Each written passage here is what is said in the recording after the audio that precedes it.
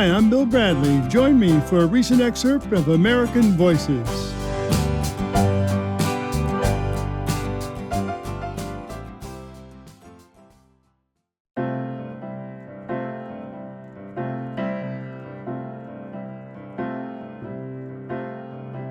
Randi White loves reading, and he wants to make sure you do too. He started a used bookstore that's partly outdoors. It's sort of a cross between a garden, a park, and a zoo. From their 300,000 books, that's right, 300,000 books, you can pick one, plop yourself down in a big rocking chair outside near a pond, and who knows, some cats might come by or some goats might walk by. They also offer coffee and cookies. There's a lot to do at Book Barn in Niantic, Connecticut. Randi White, thanks for coming on American Voices. Thank you. It's my pleasure. So did you always love to read? I have, pretty much from when I was a kid. We never had a lot of books in the house, but my mother always took me to the library, and I just always walked around with a book. So what's the first book you remember having an impact on you? Oh, that's a tough question. Wow. I think there's a book about a little red lighthouse underneath the George Washington Bridge. I think that's really the first book I remember. That's great. But now, what is this all about, the animals and all the other things involved in Book Barn? It's a main three-story barn right by the road, and then there's outbuildings and the house behind it. So that the whole farm and garden and cat thing pretty much came from just the way the property was laid out. I mean, our first cats were our own cats, and then suddenly we had more cats, and you know how cats go. And I think the goats came along because we started with sheep for my daughter at Easter one time. We bought a couple of sheep, and then we kind of backed into goats after the sheep. And the customers absolutely love both the cats and the sheep. We actually have a cat guide that we hand out to when kids come, and it seems to be one of their thrills is to chase down every single cat and check it off on the cat guide.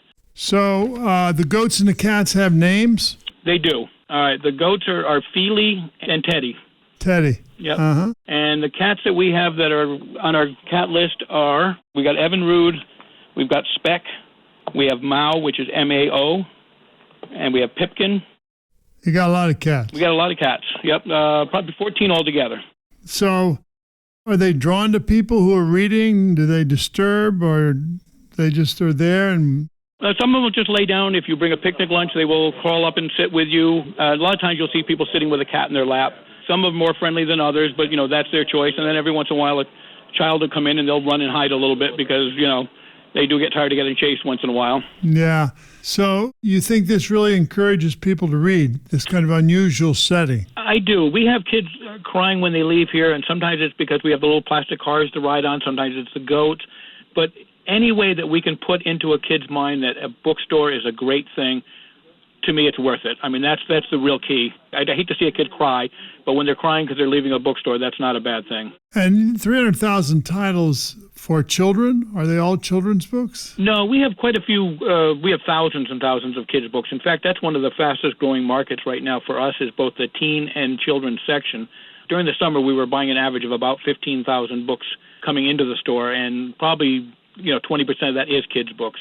Books have a way of bringing people together. Oh, absolutely. Now, it's in Connecticut. I'm sure it might be all over. There are these things they call little libraries, which are just little bookshelves covered in different towns where you can just leave a book and take a book. And, I just love the concept of it because it's so important to get books into people's hands and kids' hands. There's nothing sadder than a child with no books. It really, it breaks my heart. Well, where do you get the books? On an average day, we'll have anywhere from 40 to 60 people show up in the parking lot to sell us books. Plus, we go out and look at books. Like this evening, I have to go to Cheshire, and I'm looking at a house of about 3,800 books. So, we may or may not buy them. We just recently picked up 2,400 of poetry that's wonderful. We're just digging through it now, and it's just so much fun. Just great, great stuff. What's the most expensive book that you've sold? We sold, it was a book for $65,000. It was early philosophy. $65,000? What made it so valuable? It was the first printing of that particular book. It was something that we, had to sell at auction, but it did come into the store. Huh. You think about how important reading is, and you're passing it on to the next generation. You said that now there are a lot more teens coming in? Yeah, teen is a very fastly growing market. Because you think if anybody was going to be a Kindle or electronic reader, it would be teens. But they still want their library. They want their books on their shelf. They want, if there's a 5-volume set, they want all 5 volumes. No different than our generation.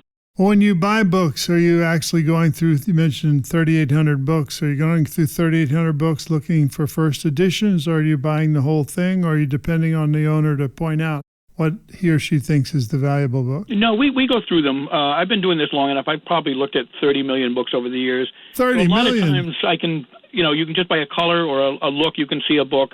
But, you still have to pick things out and go through, and then, first you fall in love with the thing, then you have to figure out how you're going to buy it and come up with a way that you can still make some money on it. But the real key is trying not to fall in love with the collection too quickly. So do regulars come in, or you see new faces every day? Both. I have some people I see once a day, once a week. There's a number of people that we see every Thanksgiving when they come home to visit family. But there seems to be every day that people have come by, they've never been here before, and they're just quite awed by it. It's nice because we're here every day, so we don't see it through fresh eyes. So it's kind of fun to see someone come through with fresh eyes and just can appreciate what's done here, what we can do here. Yep. Well, listen, Randy, what a great idea you have, and I wish you all the best. Thank you.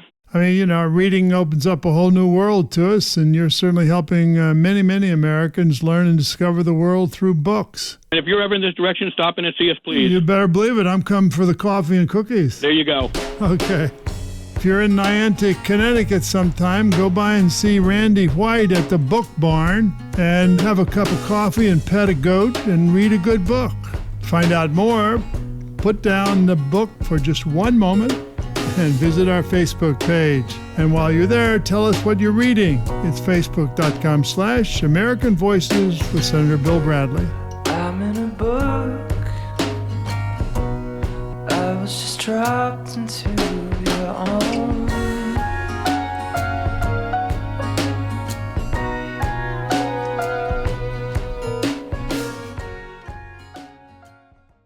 Thank you for listening to American Voices here on my YouTube channel. For more interviews celebrating the goodness and creativity of the American people, click the subscribe button below.